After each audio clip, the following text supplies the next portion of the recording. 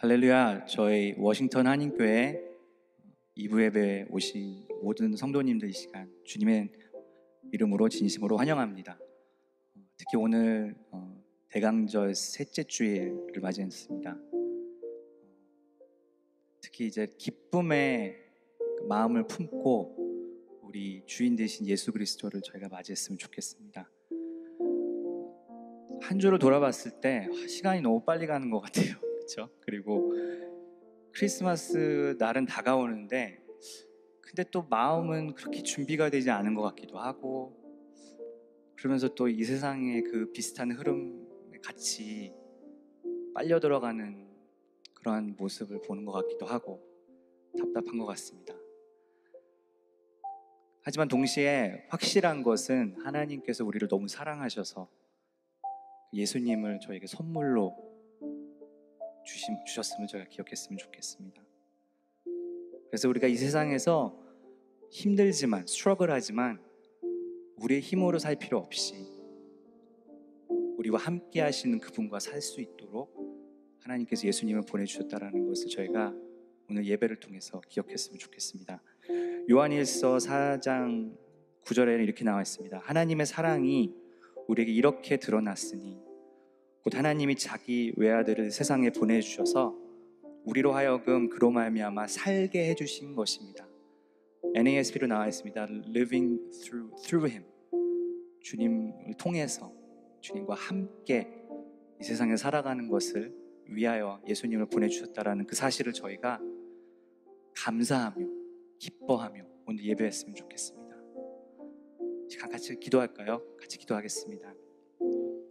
하나님, 이 세상에 많은 유혹과 시험이 있지만, 그리고 때로는 우리가 넘어지지만 고개를 들고 다시 고개를 들어 하나님을 바라봤을 때 그분이 우리의 대장이 되시고 우리를 위해서 이미 십자가에서 돌아가셨음을 기억하며 다시 한번 뻔뻔스럽지만 그 주님의 그 은혜를 의지하며 이 시간 우리 모두 이곳에 나왔습니다. 아버지, 오늘 이 예배를 통해서 하나님 홀로 높임 받아주시고 무엇보다도 저희 또한 하나님의 사랑을 다시 한번 기억하며 감사하며 기뻐할 수 있게 허락하여 주시옵소서. 감사드리며 예수 그리스도 이름으로 기도합니다.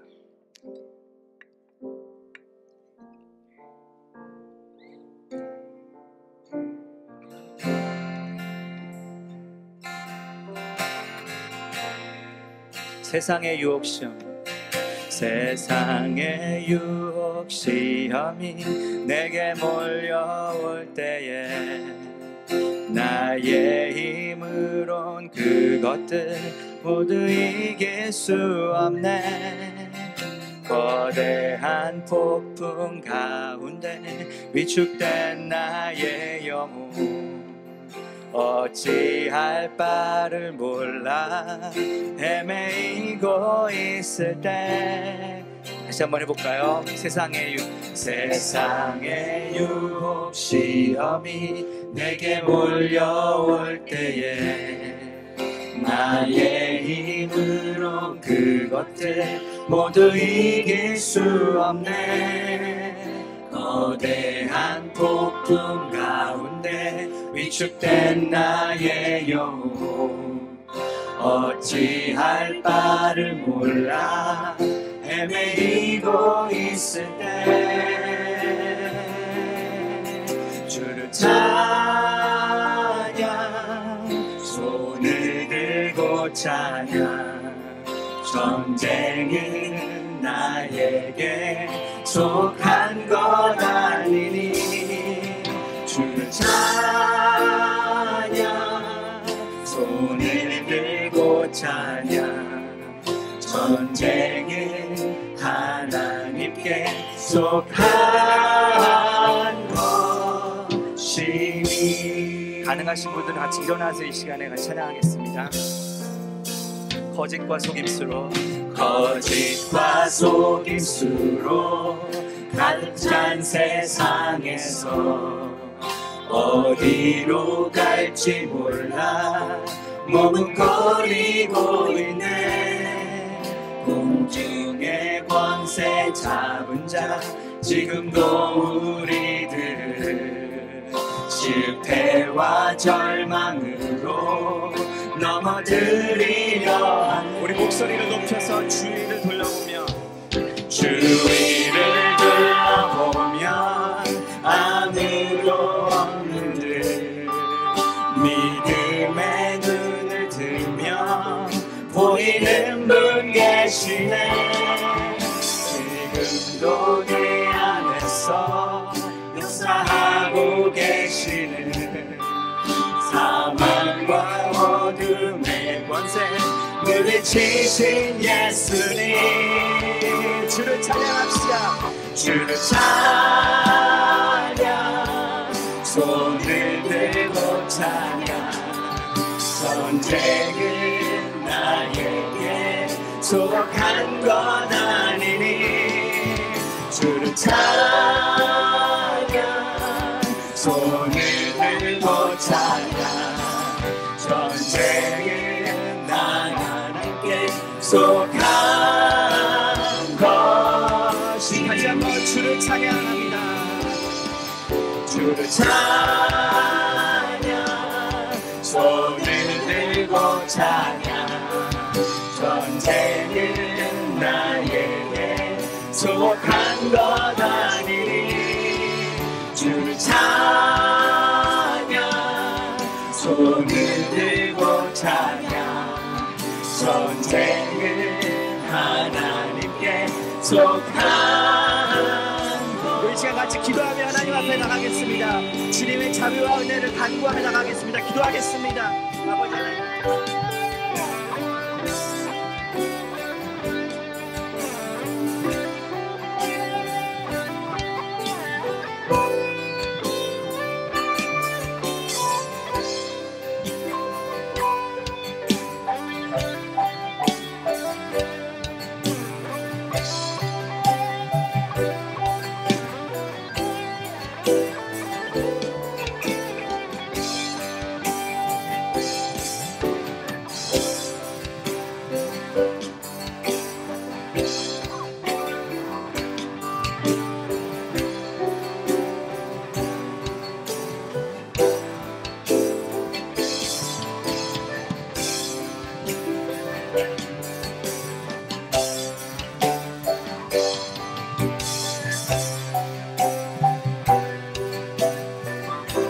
우리 시간 다시 한번 주님을 찬양합니다. 우리 손을 들고 주님을 찬양하겠습니다.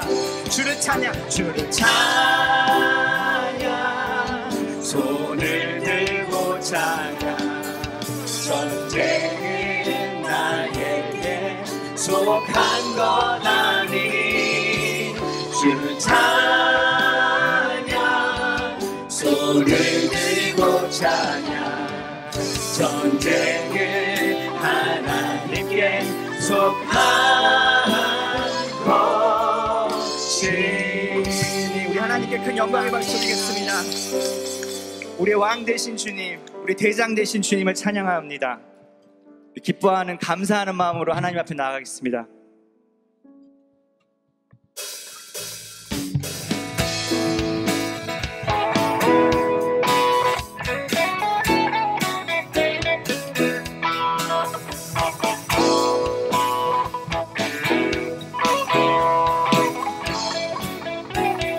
여호와를 즐거이 불러, 여호와를 즐거이 불러, 기쁨으로 주께 나가리.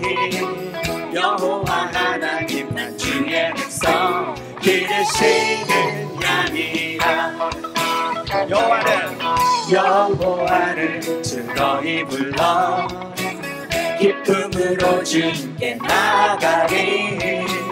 여호와 하나님 난 주의 백성, 기르시는 양이라. 감사함으로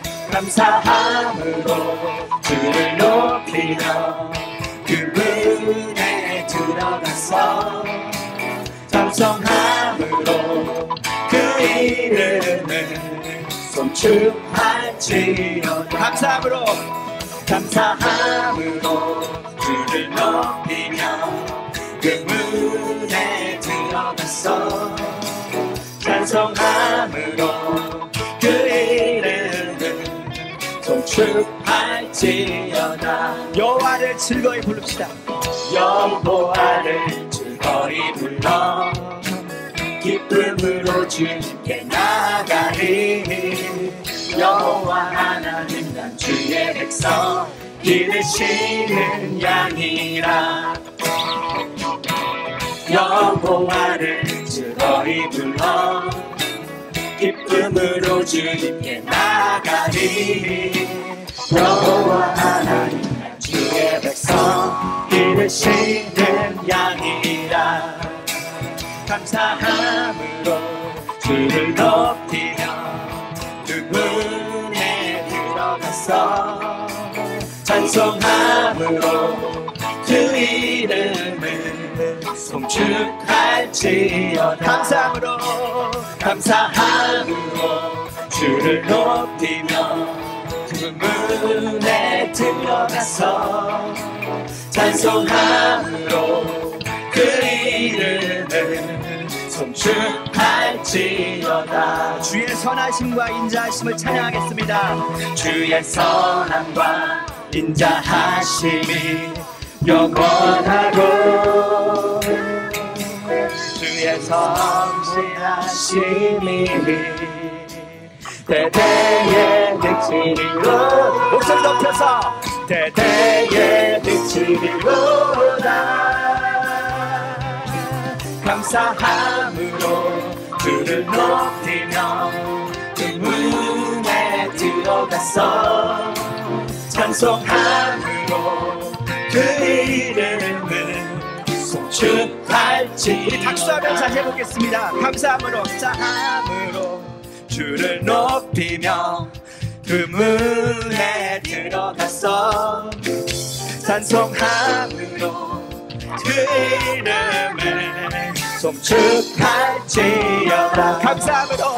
감사함으로 주를 높이며 그 문에 들어가서 찬송함으로 그 이름을 송축할지어다.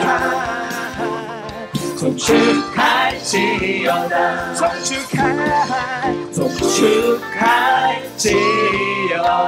다시 한번 기쁨의 박수, 하나님께 영광의 박수를 올리기 원합니다. 아멘.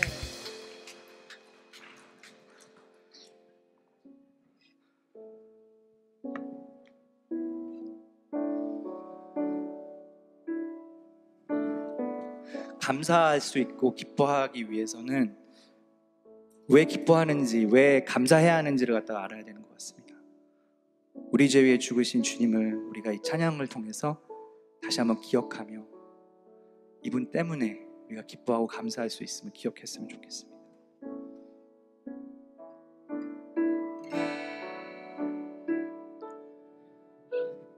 우리 죄 위에 죽으신 주, 십자가 그 사랑 감사하네. 날마다 주의 형상대로 변화되리라. 십자가 우릴 새롭게 하리. 다시 한번 해보겠습니다. 우리 죄 위에 죽으신 주, 십자가 그 사랑 감사하네. 날마다 주의 형상대로 변화되리라. 십자가 우릴 새롭게 하리. 놀라운 사랑 찬양하리라. 우리를 위해 생명 주셨네. 놀라운 사랑 찬양하리라. 십자가의 그 능력, 십자가의 그 능력,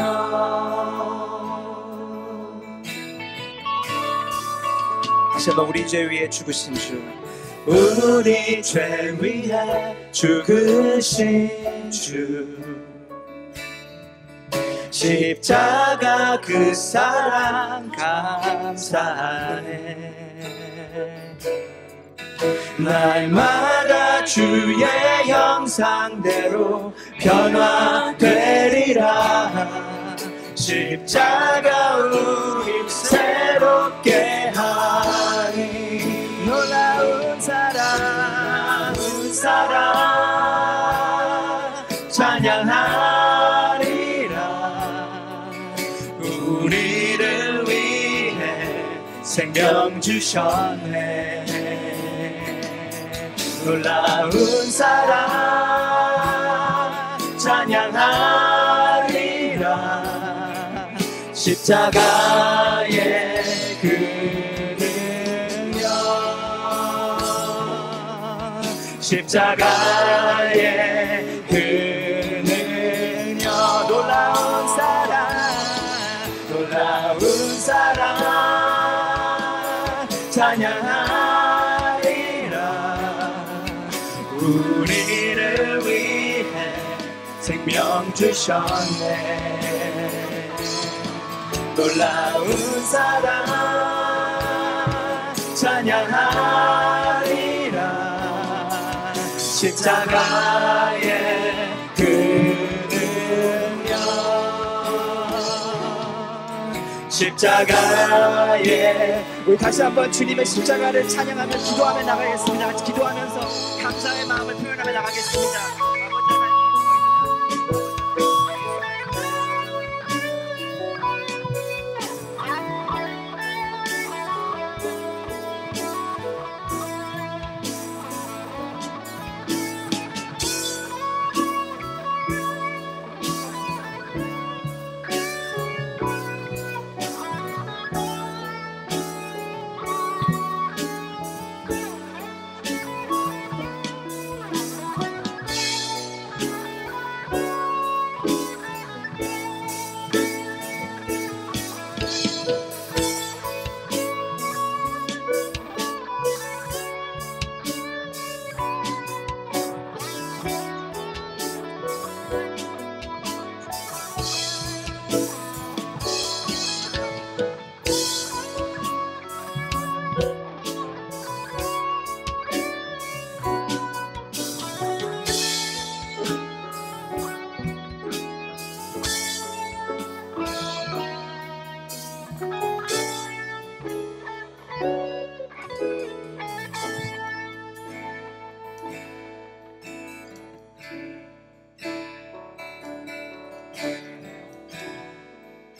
하나님, 오직 주만이 나의 반석, 나의 구원이시니.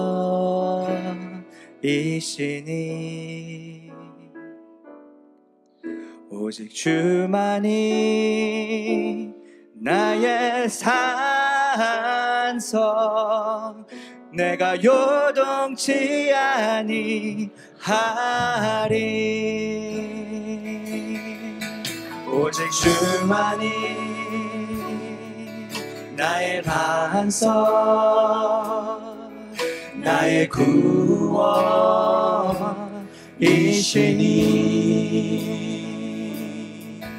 오직 주만이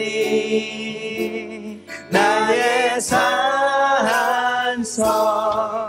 내가 요동치 아니하리.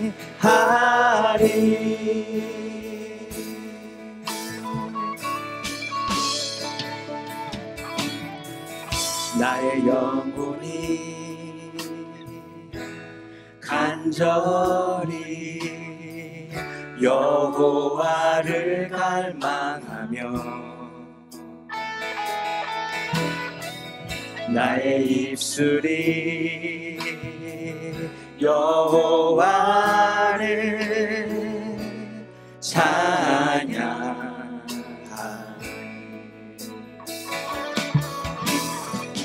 나의 영혼이 즐거이 여호와를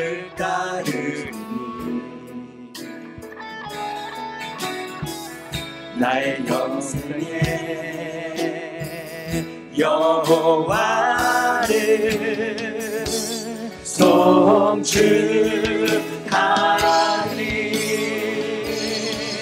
오직 주만이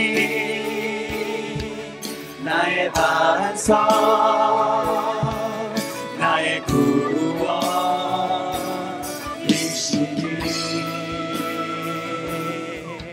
오직 주만이 나의 산성,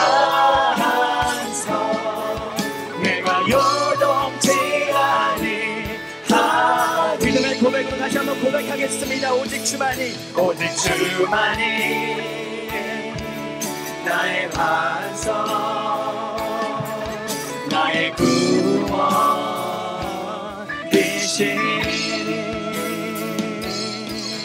오직 주만이 나의 산성, 내가 요동치 아니하리. 나의 구원, 나의 영광, 나의 구원, 나의 영광, 하나님께 있으리. 내 힘의 반석과 피난처 되시네. 우리의 목소리로 고백하겠습니다. 오직 주만이 나의 반석, 나의 구원이시니.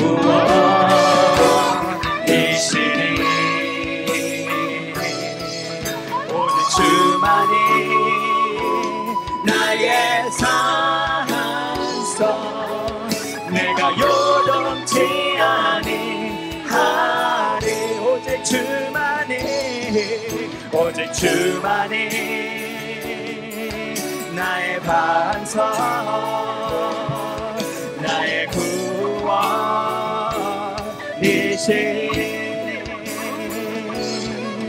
오직 주만이 나의 산성, 내가 요동치 아니하리.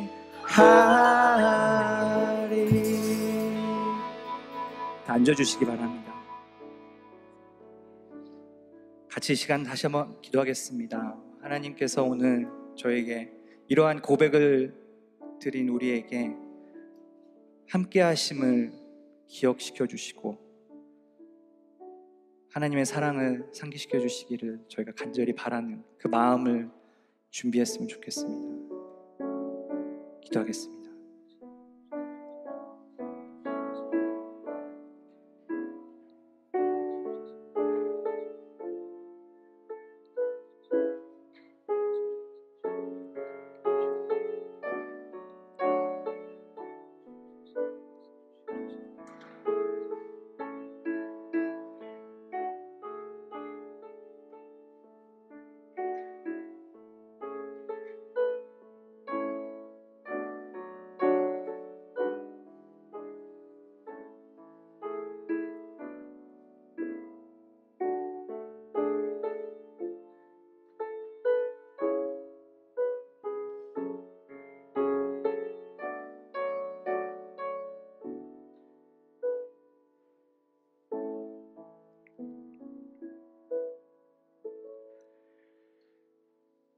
우리의 반석이시고 우리의 소망 되시고 그리고 우리의 기쁨이 되신 예수 그리스도, 그분을 이 땅에 보내신 우리 하나님께 감사와 찬양을 올려드립니다. 정말 영원한 사망으로 향하던 우리 인생들에게는 우리 주님의 오심이 더 없는 기쁜 소식임을 믿습니다. 이 기쁜 소식을 듣게 하시고 알고 깨닫게 하신 은혜도 참 감사드립니다. 하나님, 예루살렘에 큰 기쁨이 있다고 하셨는데 진정한 기쁨을 잃어가고 있는 이 시대 속에 살고 있는 우리 위에 주님 역사해 주시고 임재해 주셔서 진정한 기쁨을 회복할 수 있도록 우리를 인도해 주시옵소서. 하나님, 이 시간에 또한 죄사함의 기쁨도 경험하기를 원합니다. 죄의 사슬에서 풀 자가 누가 있겠습니까? 예수 그리스도의 보혈만이 우리의 죄의 사슬을 끊으시고 해방시켜 주시는 분이심을 믿습니다. 오늘 이 시간에도 주님의 보혈 앞에서 정말 나아갈 때에 정말 주님께서 우리의 모든 죄악을 용서하시는 은혜를 베푸시고 구원의 기쁨을 회복시키시는 은혜를 또한 허락하여 주시옵소서. 하나님, 우리가 비록 이 세상의 길을 지나지만 우리가 늘 나그네임을 잊지 말게 하시고 이 땅에 머무는 시간 동안 세상의 허탄한 것들을 쫓지 말게 하시고 정말 오늘 하루를 살아도 영원을 소망하며 보다 더 높은 부르심을 따라서 순종하는 진정한 그리스도인들로 살아갈 수 있도록 도와주시옵소서. 그래서 하나님, 정말 이 땅에 오신 예수 그리스도의 그 길과 그 삶을 따라서 화해와 일치 그리고 평화와 사랑의 삶을 살아갈 수 있게 하시고, 비록 그 길이 자신을 부인해야 하는 십자가의 길일지라도 주님을 따르는 진정한 예수의 제자들로 살아갈 수 있도록 우리를 인도하여 주옵소서. 하나님, 정말 주님을 기다리는 이 대강절인데 정말 여전히 힘겨운 삶을 살아가고 있는 분들, 홀로 계신 분들, 또 마음이 상한 분들 한 분 한 분을 주님께서 찾아가 주셔서 그 상한 마음, 상한 부분 그리고 회복이 필요한 부분들을 주님께서 어루만져 주셔서 다시 회복케 하시고 다시 일으켜 세워주시는 주님의 은혜와 사랑을 허락하여 주시옵소서. 또한 하나님, 여전히 투병 중에 계시는 우리 사랑하는 교우님들도 기억해 주셔서 치유의 빛으로 광선으로 오신 주님의 능력이 임하여서 정말 이번 크리스마스에는 보다 더 기쁘고 감사한 날을 함께 할 수 있도록 축복해 주시옵소서. 오늘도 예배를 위하여 정말 수고하신 모든 분들을 주님 기억하시고 그분들의 애씀과 수고 하나님 다 받으시고 축복해 주시옵소서. 오늘 함께 말씀을 우리 조효원 목사님을 통해서 나눌 때에 우리 성령님이 꼭 붙잡아 주셔서 우리 위에 임재해 주셔서 성령 안에서 주님의 말씀을 알고 깨닫고 밝히 깨닫는 복된 시간 될 수 있도록 주여 도와주시옵소서. 이 시간을 온전히 우리 성령님께 의탁하오며 우리의 왕 되신 예수 그리스도 이름을 의지하여 간절히 기도합니다. 아멘. 우리 계속해서 주님이 가르쳐 주신 기도 함께 하겠습니다. 하늘에 계신 우리 아버지여, 이름이 거룩히 여김을 받으시오며 나라가 임하시오며 뜻이 하늘에서 이루어진 것 같이 땅에서도 이루어지이다. 오늘 우리에게 일용할 양식을 주시옵고 우리가 우리에게 죄 지은 자를 사하여 준 것 같이 우리의 죄를 사하여 주시옵고 우리를 시험에 들게 하지 마시옵고 다만 악에서 구하시옵소서. 나라와 권세와 영광이 아버지께 영원히 있사옵나이다. 아멘.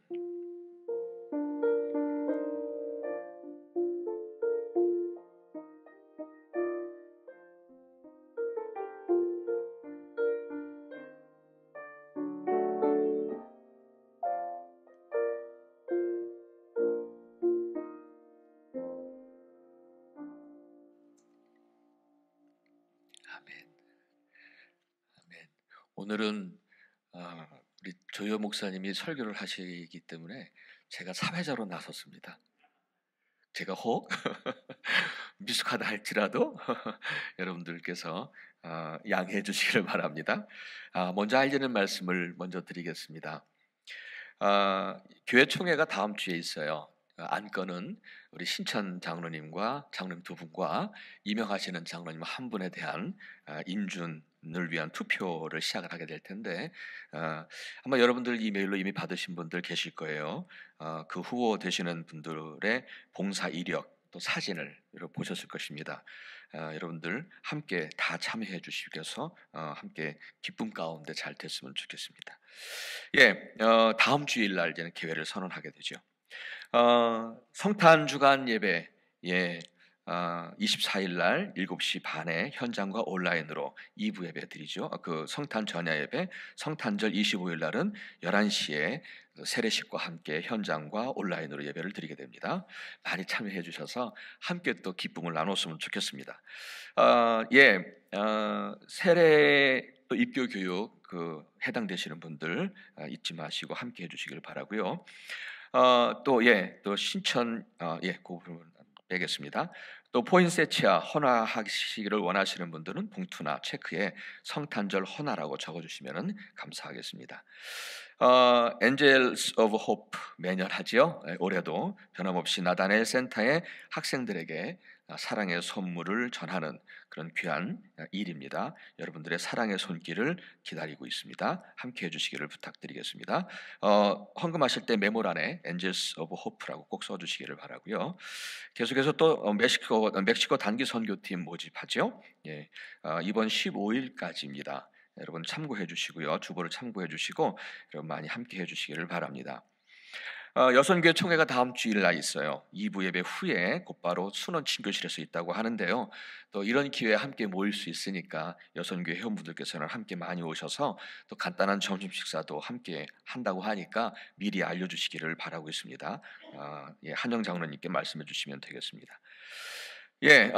크리스마스 노숙자 사역 25일 날, 이번에 19일 날 다음 주 주일 날 있게 됩니다.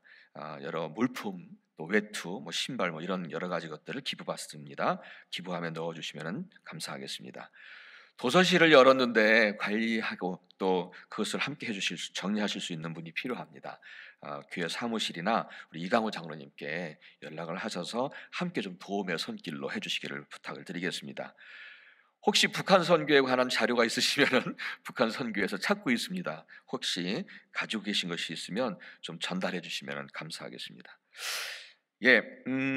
이제 이 시간에는요 우리 강호진 집사님 나오셔서 우리 주님의 말씀 오늘 말씀을 읽어주시고요. 그 다음에 곧바로 우리 핸드벨 팀에서 이렇게 해주시기를 바랍니다.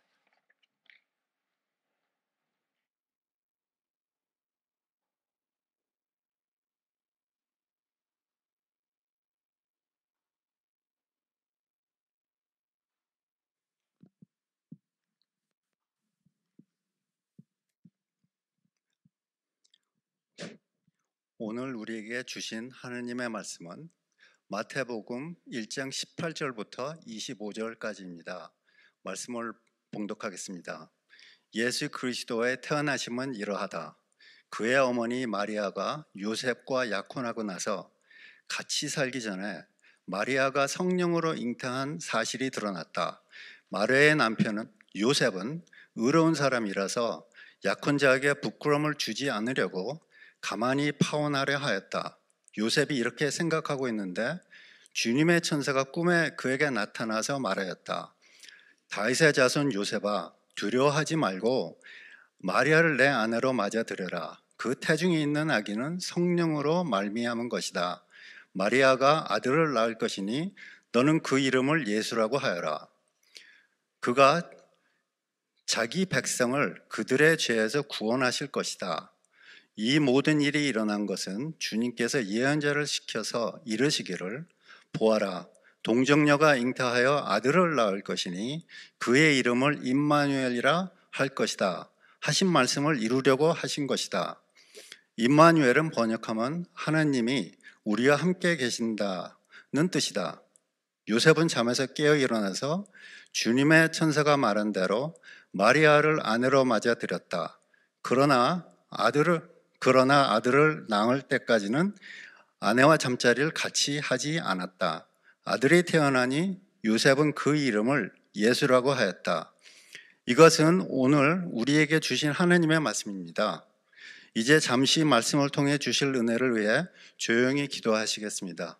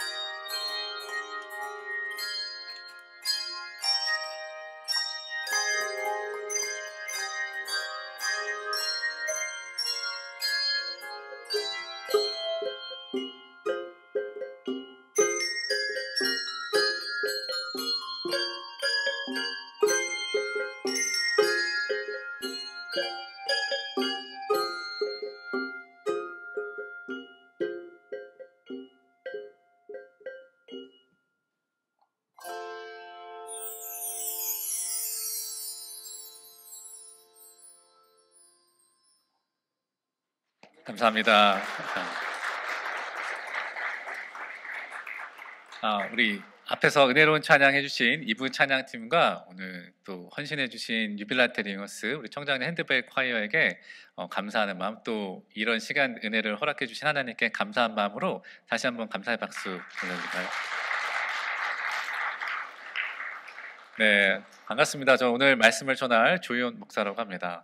평소에는 이게 몇 계단 앞에서 제가 찬양을 인도했었는데요. 오늘은 주님의 말씀을 함께 나누고자 합니다. 우리 말씀 나누시기 전에 잠시 기도하시겠습니다. 사랑과 은혜가 많으신 아버지 하나님, 오늘 부족한 종이 주님의 말씀을 전할 때 중언부언하지 않게 하옵소서. 또한 틀린 말을 전하지도 않게 하시고 오직 예수 그리스도의 구원의 은혜가 드러날 수 있는 그런 은혜를 전달하는 작은 통로 되게 하옵소서. 그래, 오늘 이 자리에 나오신 분들, 그리고 가정에서 하나님 앞에 나오신 모든 분들이 한 조각의 작은 은혜라도 가슴속에 품고 돌아가 하나님의 자녀로 세상을 살아가는 용기와 믿음의 격려를 얻을 수 있도록 은혜 베풀어 주옵소서. 예수님의 이름으로 기도했습니다. 아멘. 네, 오늘 우리 핸드벨 콰이에서도 그렇고 우리 이부 찬양단의 메시지에서도 그런데요, 우리는 지금 예수님께서 이 땅에 우리를 구원하러 오신 그 성탄을 준비하는 시간들을 우리가 교회 력상으로 지나고 있습니다. 기독교의 절기이면서 동시에 세상의 큰 명절이라고 할 수 있는 그런 절기이기도 한 것은 성탄절 뿐입니다. 세상에서 부활절이나 다른 절기를 그렇게 기념하지는 않죠. 예수님을 믿는 사람들과 믿지 않은 사람들이 이렇게 성탄절을 동시에 지키다 보니까 일어나는 현상이 있는데요, 그것은 점점 더 많은 숫자의 비그리스도인들이 이 성탄절을 본인들의 방식으로 또는 휴일로 지키게 되면서 기독교의 메시지에 대한 언급을 피하게 되고, 그러면서 성탄의 본래 의미에 대한 언급도 약해져 간다라고 하는 것입니다. 다른 사람들이 이제 메리 크리스마스 대신에 해피 홀리데이라고 부르는 것이 처음에는 참 어색했지만 이제는 그러려니 하고 넘어가는 그런 시대도 저희가 지나가고 있는 것 같습니다.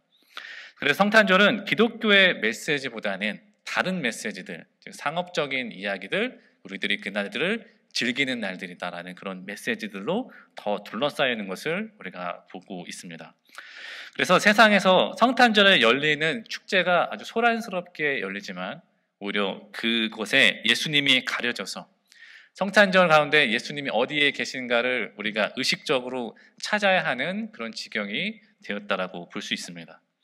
그래서 우리가 살고 있는 이 시대의 성탄절을 가장 적절하게 나타내고 있는 것 같은 성경 본문이 요한복음 1장 11절인 것 같습니다. 그가 자기 땅에 오셨으나 그의 백성은 그를 맞아들이지 않았다. 성탄에 담긴 의미와 축복을 놓치는 분들이 교회 밖에만 있는 것은 아닌 것 같습니다. 우리들 안에도 우리들이 자칫하면은 그런 모습들이 있을 수 있기 때문이죠. 그래서 찰스 스펄전 목사님이 한때 이런 말씀을 하셨습니다. 나는 주님을 장례식장에서 놓쳐본 적이 없다. 나는 결혼식장 같이 인생의 즐거움이 넘치는 곳에서 주님을 놓치기 더 쉬움을 경험한다. 나는 눈물의 골짜기를 지날 때 주님을 놓친 적이 없다. 그러나 흥겨운 음악과 연주가 내 귓가를 맴돌 때 나는 주님을 놓치기 일보 직전임을 깨닫을 때가 종종 있다. 우리에게는 세상적으로 즐거운 시간, 행복한 시간들이 주님을 놓치기 쉬운 위험한 시간들이 될 수 있다는 이야기인데요, 성탄절 때 저희가 더 강하게 느끼는 위험인 것 같습니다. 예수님을 믿는 우리 역시 소란스러운 세상의 축제에 동참하면서 주인공 되시는 그분을 우리의 관심에서 밀어낼 수가 있기 때문이죠. 그럼에도 불구하고 매년 한 번씩 우리들이 이 대강절 기간 그리고 성탄절 기간이 되면은 우리들에게 그리고 세상 사람들에게 성탄에 담긴 메시지를 선포할 수 있는 계기가 되기도 합니다. 예수님께서 모든 영광을 버리시고 인간의 몸으로 오셔서 나를 위해 죽으셨다.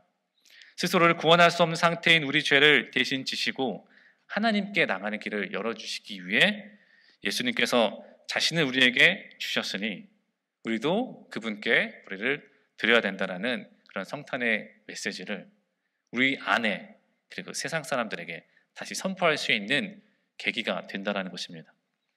우리가 그 메시지를, 사랑과 구원의 메시지를 다시 되새기고 나를 위해 자신을 내어주신 주님께 나 역시 삶을 다시 한번 드리겠다라는 결단과 감사의 고백을 다질 수 있는 그런 시간으로 우리 대강절 기간을 지나가게 되기를 소망합니다.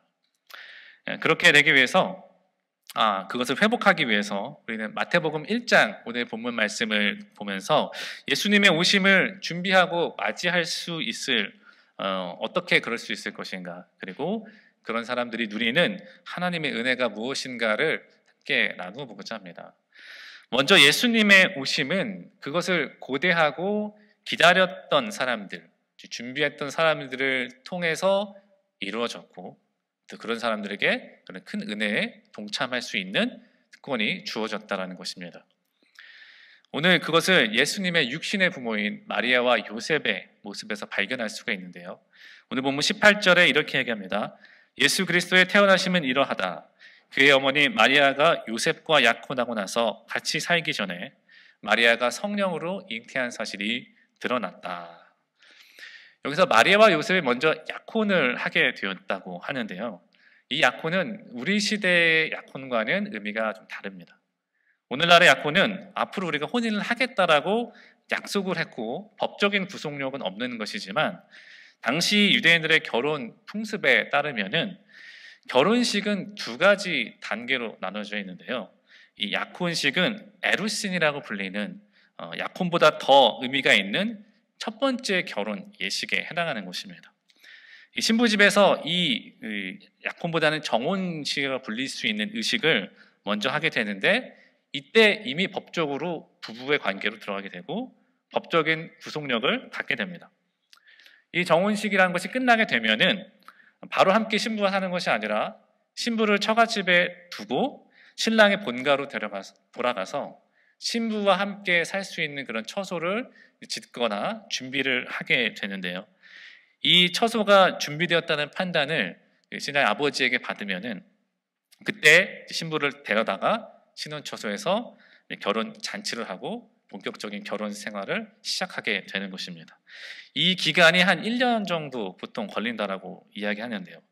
예수님이 요한복음 14장에서 제자들에게 세상을 떠나시기 것을 말씀하시면서 내 아버지 집에는 있을 곳이 많다. 나는 너희가 있을 곳을 마련하러 간다라고 말씀하신 것도 이 같은 문화적인 맥락에서 이야기하시는 것입니다. 그렇기 때문에 오늘 18절에서 요셉과 마리아가 했던 약혼은 사실상 정식 결혼을 하는 그 첫 단계를 했다라는 것입니다. 요한복음 2장에서의 가나의 혼인잔치 이야기가 나오는데요. 그게 결혼의 두 번째 예식인 니스윈이라고 불리는 신랑집에서 열리는 예식 잔치입니다. 마태복음 25장에 보시면은 거기에 신랑을 맞으러 나간 열처녀의 비유가 나오게 되는데요.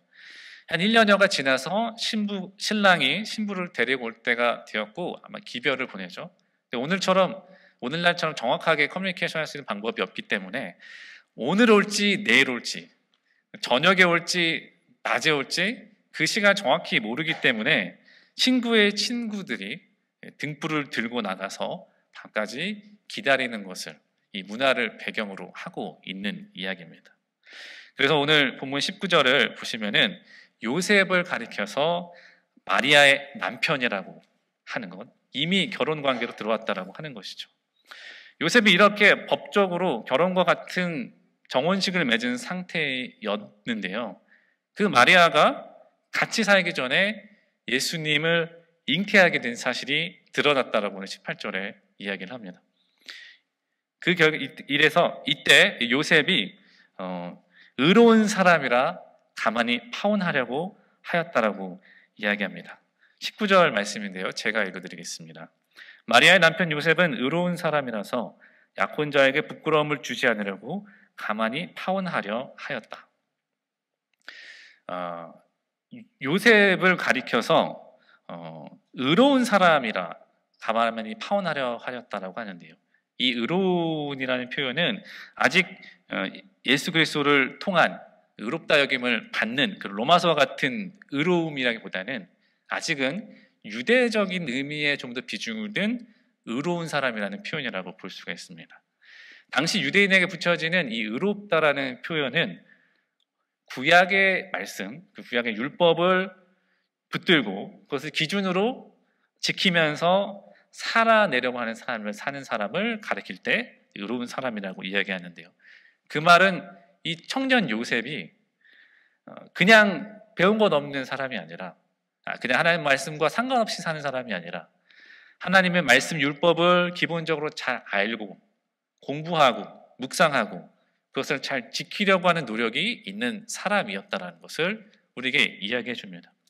그리고 요셉은 단지 유대적인 의미에서보다 조금 더 나은 사람이었는데요. 그에게는 긍휼함이 있는 사람이었습니다. 요셉이 만일 율법을 엄격하게 적용하자고 하면은 그런 바리새인처럼 문자적이고 그런 엄격한 적용을 하려고 하는 사람이었다면은 가만히 파혼하고자 하는 것이 그에게 모순 같은 이야기가 되기 때문입니다. 마리아가 예수님을 잉태하게 되면서 신체의 변화가 생겨났을 것입니다. 그리고 아마도 요셉에게 솔직히 본인이 경험했던 것들을 이야기를 했을 것입니다. 이때 요셉이 율법을 엄격하게 적용해서 이 문제를 본인에겐 충격적이었을 이 문제를 해결하려면 신명기 22장에 따른 규정을 따라야 되는데요. 거기에는 여성의 남자와 약혼한 후에 외도를 하면 요셉과 같은 상황이죠. 공동체의 사람들이 그 외도한 두 사람을 다 성읍 밖으로 끌어내서 돌로 쳐서 죽이는 징벌을 내리게 되어 있기 때문입니다. 근데 요셉은 율법을 엄격하게 적용해서 마리아가 이런 결과를 맞이하게 되기를 원치 않았습니다. 하지만 그렇다고 하더라도 율법대로 살기를 힘썼던 요셉이 이것을 드러내지 않고 가만히 파혼하려고 한다는 것은 당시 유대적인 의로움을 기준하고는 좀 맞지 않기 때문에 그에게는 힘든 결정이 되었을 것입니다. 요셉이 약혼자에게 부끄러움을 주지 않고 이렇게 가만히 파혼하려고 한 이유, 율법을 거스리면서까지 그렇게 하기로 한 이유는 긍휼함보다 뭔가 하나 더 있었다라는 것인데요.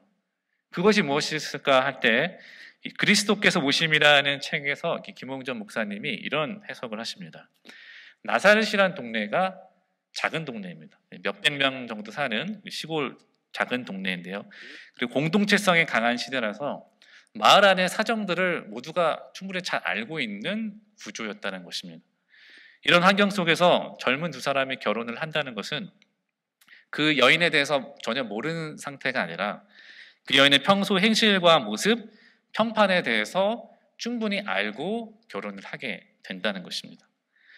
요셉과 마리아는 작은 동네에서 자라면서 서로의 성품, 행실, 평소의 모습을 충분히 알았을 것입니다. 그래서 마리아가 아이를 잉태했을 때 요셉이 본인에게 충격적인 일이었음에도 불구하고 그리고 굉장히 의아했을 일에도 불구하고 그녀의 평소의 삶의 모습을 생각했을 때 그녀를 엄격하게 율법의 형벌로 밀어넣을 수가 없었다는 거죠. 이 사실에서 우리가 한번 생각해 볼 것이 있습니다.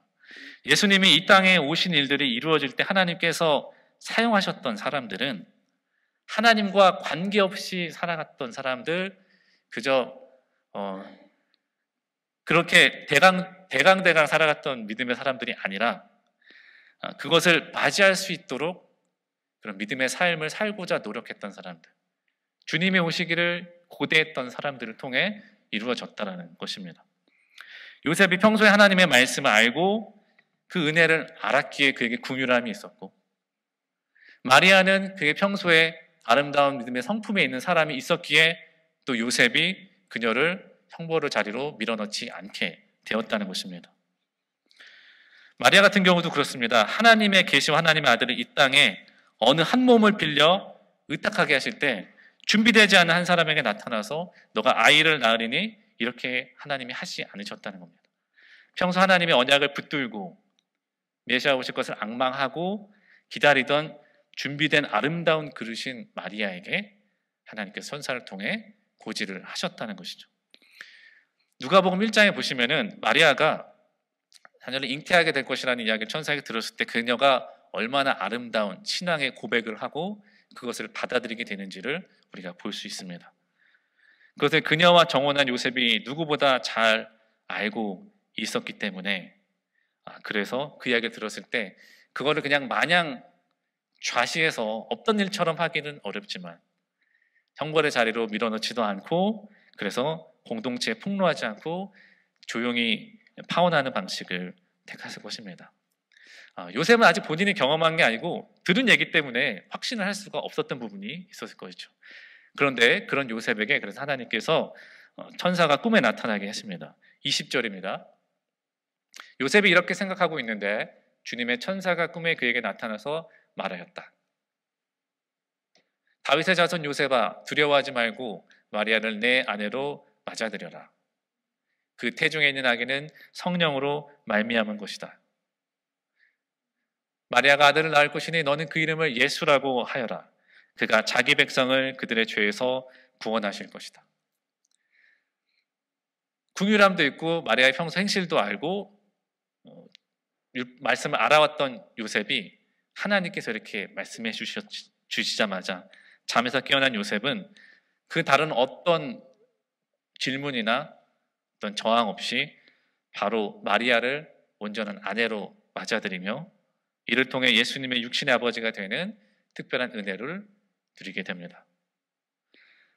요셉이 평소에 의로운 사람으로 하나님의 말씀을 알고 붙들고 지키던 사람이었기 때문에 하나님께서 이런 일을 허락하셔 주셨을 때 그에게 신비한 일이었어도 그것을 납득하고 수용할 수 있는 모습이 있었던 것처럼 마리아도 자신에게 일어난 일을 믿음의 고백으로 받아들이고 순종할 수 있었던 것처럼 우리들도 주님의 오심을 고대하는 믿음, 주님께서 우리에게 말씀하실 때 그것을 즉각적으로 수용할 수 있는 믿음의 자세가 우리 가운데 준비되어야 될 줄로 믿습니다. 성경을 보시면 예수님이 오셨을 때 그렇게 주님의 오심을 먼저 맞이했던 사람들 대다수가 그런 사람들입니다. 사가랴나 엘리사벳이나 시몬이나 안나 같은 사람들이 그렇게 고대하고 준비했던 사람들입니다. 우리가 지금 교회 절기에서 대강절을 지나고 있습니다. 대강절이 농담처럼 대강대강 지나가고 대강대강 성탄절의 그 기쁨 연말의 즐거움 누리는 시기가 아니라 주님의 오심을 기다리고 준비하는 시간입니다. 애드벤트라고 하는 이 대강절은 오심, 도착이라는 뜻인데요. 예수님의 오심을 맞이하도록 그리고 예수님의 다시 오심을 고대하도록 우리 자신을 준비하고 주님 앞에 드리는 시간입니다. 예수님이 2000년 전에 이 땅에 오심을 기념하고 나에게 베푸신 그 구원의 은혜를 떠올리면서 내가 예수님을 다시 오시는 그것을 준비하는 사람으로 살고 있는가 우리 모습을 돌아보는 시간이 되어야 됩니다. 그래서 나를 위해서 주신 하나님의 가장 큰 은혜 되시고 선물 되신 예수님을 내 선물로 모시고 내 마음에 모시고 있는가 질문을 우리 가운데 하면서 점검하는 시간이 되어야 된다는 것입니다. 지난 수요일에 우리 교회 이제 한옥권 부목사님으로 부임하게 되실 변전민 목사님을 지금 공항에 목사님이 친한 동기 목사님과 픽업을 하러 나가게 되었습니다. 목사님이 오시기 전에 또 우리 교회에서 리얼터를 일하시는 권사님 도움으로 준비된 집으로 목사님을 모셔다 드리고 짐을 옮기게 되었는데요. 돌아가 보니까 교회 많은 교우님들이 생활에 필요한 가재 도구라든지 쓰시던 가구 같은 것들을 너무나도 섬세하고 풍성하게 준비해 주셨더라고요. 준비해 주신 것뿐만 아니라 수고를 들여서 미리 옮겨 놓으시고 배치해 놓으셔서 바로 들어가 생활할 수 있도록 해주시는 것을 제가 옆에서 지켜보게 되면서 나 때를 왜 이렇게 안 해주셨나 이게 아니라 덩달아서 감사한 마음이 막 샘솟게 되었습니다. 의심하시지 않으시죠? 제가 하나님의 사랑과 은혜를 옆에서 간접적으로 교우님들을 통해서 경험했습니다. 하나님을 사랑하시니까 이 목회자들에게도 이런 사랑을 베풀어 주시는구나 이렇게 생각하게 되었습니다. 그런 마음으로 이렇게 짐을 나르고 있는데 마침 그 차고가 뒤로 되어 있는데요. 옆집이 이웃에 사는 사람이 차를 타고 들어오는 거예요. 그 저녁 밤 시간에. 그러면서 이사하고 오니까 우리가 인사를 좀 나누면서 대화를 좀 하게 되었는데요. 그분이 이제 자신을 무스타파라고 이제 소개하시면서 이런저런 이야기를 나누다 제가 당신의 새 이웃이 교회 목사다라고 이야기를 했습니다. 그랬더니 이분이 놀랍게도 이런 얘기를 하십니다. 내가 무슬림 가정에서 태어나서 무슬림으로 자랐는데 자라면서 아마도 미국에서였겠죠. 좋은 크리스천 친구들을 만나게 되었다. 그 친구들이 교회에 초대해서 내가 교회를 나가서 예배를 드리고 예수님을 나의 퍼스널 세이비어로 맞아들이게 되었다라는 이야기를 하시는 겁니다. 그래서 저희들이 그 얘기를 들으면서 와우 하면서 감탄하고 있는데 이분이 더 놀라운 이야기를 하셨습니다. 그래서 나는 지금 무슬림이면서 동시에 크리스천이다. 뭔가 좀 이상한데? 그럼 제가 생각했는데 나는 좋은 얘기가 있는 곳, 좋은 말씀이 있는 거는 그냥 어디든지 가서 듣고 싶다, 듣는다 이런 얘기를 하시는 겁니다. 그래서 약간 김이 새서 이 말 듣고 이분이 어떤 일종의 구도자이고 이제 제가 그분의 믿음에 대해서 정확히 알지 못합니다만 그때 느낌으로는 일종의 구도자이고 종교인인 것은 있지만 크리스천은 아니지 않은가라는 생각을 하게 되었습니다. 그러면서 우리에게도 부분적으로 이런 모습이 있을 수 있지 않은가라는 생각을 하게 됩니다. 우리가 예수님을 믿는다고 하지만 예수님 말고도 다른 어떤 것이 그만큼 내 생각과 마음을 뺏고 차지하는 것이 있다면 우리는 구도자가 되고 종교인은 될 수 있지만 진정 주님을 주님으로 모시고 살아가는 크리스찬은 아닐 수도 있다는 것을 제가 그때 좀 생각을 하게 되었습니다. 우리가 예수님이 나를 위해 오셨고 나를 위해 죽으셨고 부활하셨고 다시 오실 것이라는 주님으로부터 영원한 생명의 약속을 받았다는 그런 성탄의 은혜를 우리가 충만하게 누리기 위해서는 주님만을 주님으로 모시고서 다른 어떤 것이 내가 주님을 만나는 기쁨을 빼앗지 않도록 우리가 힘쓰고 준비하는 대강절의 시간을 우리가 보내면서 주님께 그런 도움을 우리가 맡겨드리고 구할 수 있는 우리들이 되게 될 줄 믿습니다. 우리들이 그렇게 할 때 누릴 수 있도록 주어지는 하나님의 은혜가 오늘 23절에 있는데요. 13절입니다. 보아라, 동정녀가 잉태하여 아들을 낳을 것이니 그의 이름을 임마누엘이라고 할 것이다 하시는 말씀을 이루라고 하시는 것이다. 임마누엘은 번역하면 하나님이 우리와 함께 계시다는 뜻이다. 주님만을 모시고 살아가고 주님의 오심을 기다리고 준비하는 사람들에게는 하나님이 함께 하신다는 임마누엘의 약속이 충만하게 누려질 수 있는 은혜가 우리 가운데 주어질 줄로 믿습니다. 하나님의 아들이 인간이 되어서 그냥 우리 가운데 잠시 사시다가 여러 가르침을 남기고 떠나셨다고 해도 우리에게 충분히 경이로운 일인데 주님은 잠깐이 아니라 보아라, 내가 세상 끝날까지 항상 너희와 함께 있을 것이다라고 약속을 하셨고 성령을 보내셔서 우리가 함께 하신다라고 우리에게 약속하신 분이시기 때문입니다. 우리가 성탄의 메시지에 우리가 되새겨야 될 축복, 우리가 회복해야 될 약속은 하나님께서 우리와 함께 하신다라는 임마누엘의 약속입니다. 하나님이 함께 하심이 너무나도 소중한 이유는 다른 누군가가 사람이 우리와 함께 해주는 것과는 비교할 수 없는 것이기 때문입니다. 우리는 다른 사람의 누군가가 안타까운 일을 당할 때 우리가 그것을 슬퍼하고 동정할 수는 있지만 그 이상 우리가 해줄 수 있는 것이 없다는 것이 우리의 한계입니다. 우리가 부모를, 배우자를, 자녀를 아무리 사랑해도 사랑하는 사람이 고통을 당할 때 그 고통을 대신 당해줄 수 없고 그들이 흘리는 눈물을 우리가 대신 흘려줄 수 없고 그들이 세상에서 당할 풍파를 대신 맞아줄 수가 없기 때문입니다. 제 아내 할머니께서 올해 102세가 되셨는데요. 제 아내를 포함해서 3남매를 바쁜 두 분의 장모님을 대신해서 어렸을 때부터 키우다시피 하시는 분이십니다. 평생 신실하게 믿음 생활을 하시고 집안의 어른이 되어주시고 항상 따뜻하게 웃어주시고 안아주시는 사랑받는 분이셨는데요. 연세가 많아지시니까 몸이 아프시고 불편해지시면서 출석하시던 주일 교회도 못 나가게 되신 지가 몇 년이 되셨습니다. 근데 몇 달 전에 넘어지시면서 그만 고관절이 골절되는 부상을 당하시게 된 겁니다. 이후 걸어 다니실 수도 없이 아예 하루 종일을 누워서 생활을 하시게 됐는데요. 100세가 넘으셨으니까 그 부러진 고관절이 회복되기를 기대하기 어렵습니다. 그리고 누워서 대소변도 해결하셔야 되고 그것은 장인 장모님께서 치워주셔야 되는 그런 시간들을 보내시면서 언젠가부터 입버릇처럼 자주 말씀하셨는데요. 언제 하나님이 나를 데려가실까? 라는 생각을 하시면서 인생의 말년을 그렇게 믿음 생활을 열심히 하시고 진실하게 살아오셨던 분이 고통스럽게 보내고 계신 것을 보면서 저희가 해드릴 수 있는 것이 아무것도 없다라는 것, 그분의 고통을 해결해 드릴 수 있는 방법이 없다라는 것이 절절하게 깨닫게 되었습니다. 그게 사람의 한계이기 때문입니다. 제가 발달장애가 있는 제 아들을 학교에 보내면서 가끔씩 염려를 할 때가 있습니다.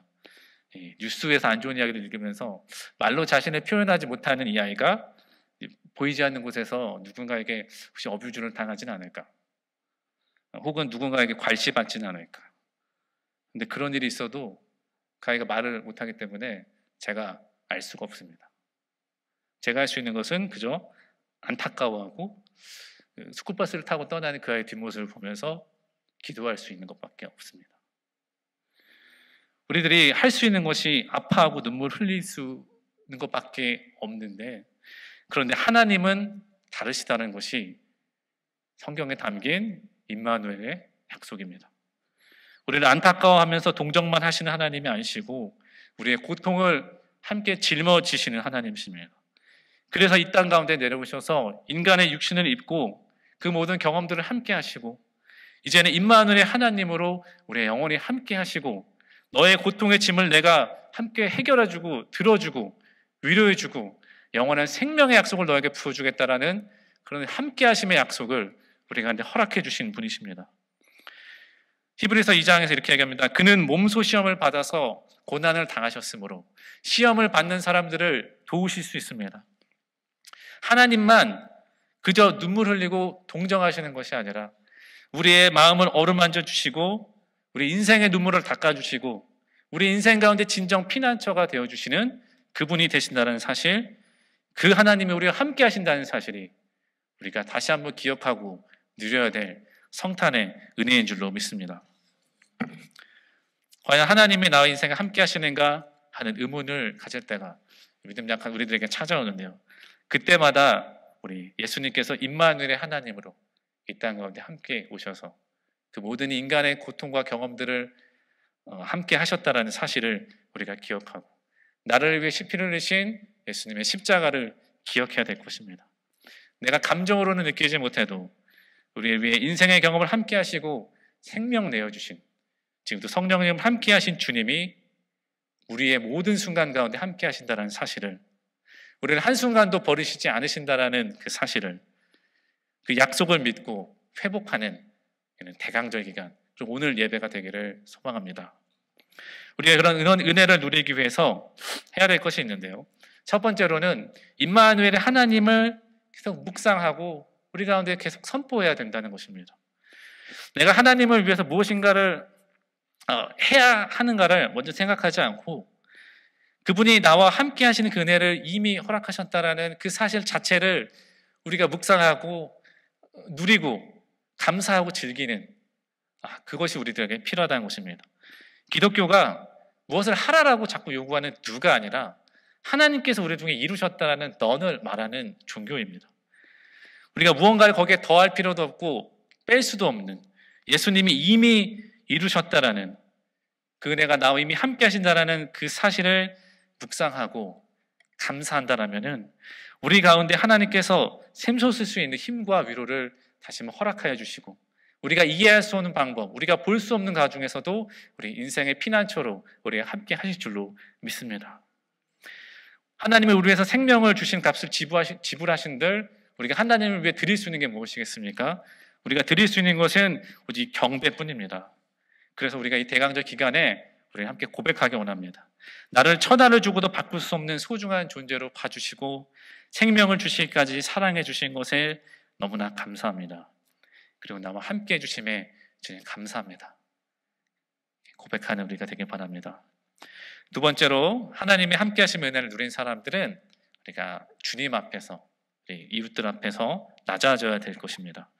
세상에서는 높아지려고 하는 사람들, 그래서 많은 것을 가진 사람들이 사랑을 받지만 하나님께서는 우리를 사랑하시기 위해서 낮은 자리로 오셨기 때문에 우리 역시 임마누엘을 누리는 사람들은 낮아지고자 하는 자세들이 우리 가운데 있을 것입니다.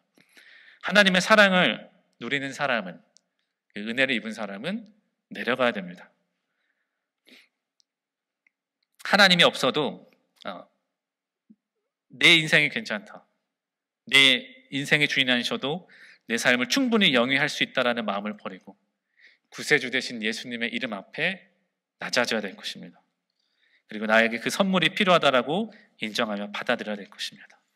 그렇게 낮아지는 마음이 있어야, 주님 앞에 우리를 겸손하게 낮추는 마음이 있어야 우리는 주님의 그 선물을, 그 은혜를 누리는 사람들이 될 수 있을 것입니다. 나에게 임마누엘의 하나님이 필요합니다. 오늘 우리가 예배를 통해, 찬양을 통해 고백하시고 그 선물을 주신 것에 우리가 감사를 드리는, 경배를 올려드리는 우리들, 저와 여러분이 되기를 바랍니다. 제가 말씀을 마무리하면서 감리교 우리 교회를 세우시고 운동을 시작하신 존 웨슬리 목사님의 유언을 나누고자 합니다.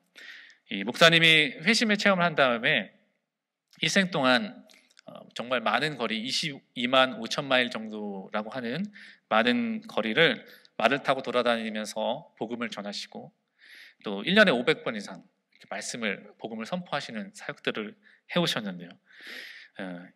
인생에서 여러 가지 큰 명예도 맛보시고 명예로운 지위도 올라가셔봤고, 그리고 풍파와 시련도 겪어보셨고, 부흥도 경험하셨고, 많은 업적도 이루셨던 그 분이 임종을 앞둔 그 순간에 유언으로 남기신 말씀이 이렇습니다.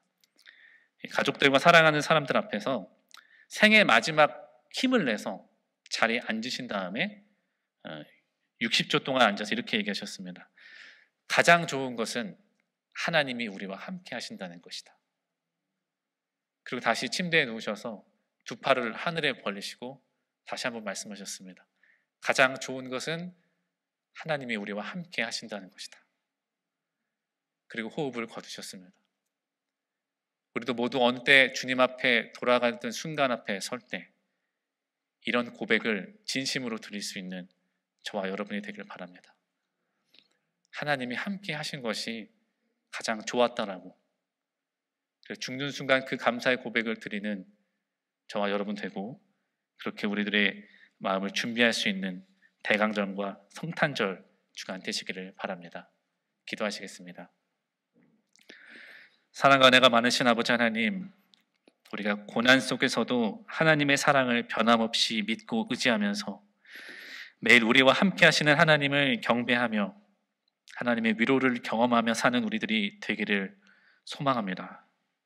가장 좋은 것이 주님께서 우리와 함께 하시는 것이기에 주님께서 낮고 천한 이 땅에 내려오셔서 우리에게 임마누엘의 하나님이 되어주시는 선물을 허락하여 주셨사오니 주님, 그 가운데 있는 주님의 은혜와 축복을 날마다 되새기고 내 심령에 선포하면서 그것을 누리며 살아가는 사람들 되게 하옵소서.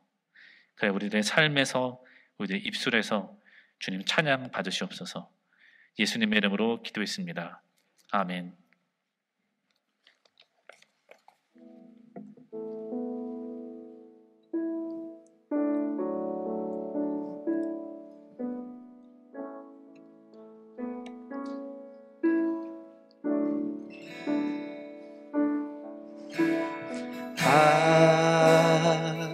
하나님은 우리의 피난처가 되시며 환난 중에 우리의 힘과 도움이. 우리 다 같이 일어나서 찬양하겠습니다. 하나님은 우리의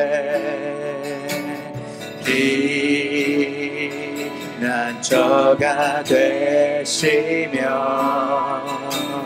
환난 중에 우리의 힘과 도움이시라.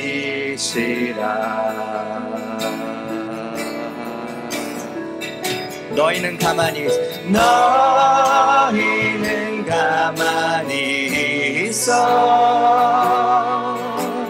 주가 하나님 되말지어다. 열방과 세계 가운데 주가 높임을 받으리라. 사랑합니다 내 아버지, 사랑합니다 내 아버지, 찬양합니다 내 몸만 다하여 선포합니다 예수 그리스도 주님 오심을 다시 한번 고백합니다. 사랑합니다 내 아버지, 사랑합니다 내 아버지, 찬양합니다 내 몸만 다하여 선포합니다 예수 그리스도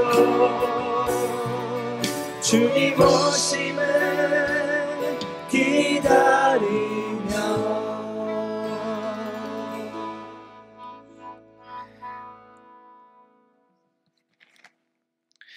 이제는 우리를 위해 낮은 자리로 내려오셔서 우리에게 생명 내어주신 예수 그리스도의 구원의 은혜와 아버지 하나님의 크신 사랑하심과 우리가 늘 함께 하시고 내주하시며 우리와 교통하시는 성령님의 은혜가 지금부터 주님을 오심을 기대하고 고대하며 살아가기를 소망하는 이 자리에 있는 모든 이들 위해 지금부터 영원토록 함께 없시기를 간절히 축원하옵나이다. 아멘.